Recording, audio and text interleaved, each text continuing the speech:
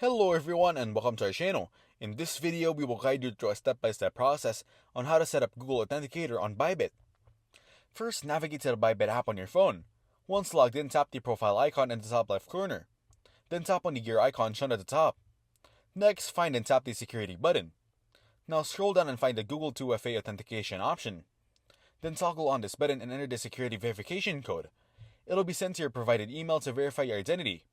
After that, hit continue again to install the Google Authenticator app on your phone.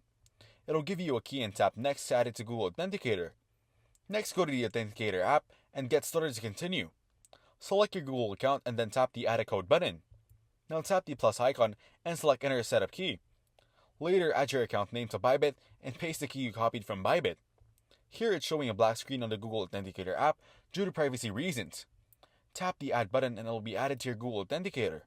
You can now edit the information for the Bybit.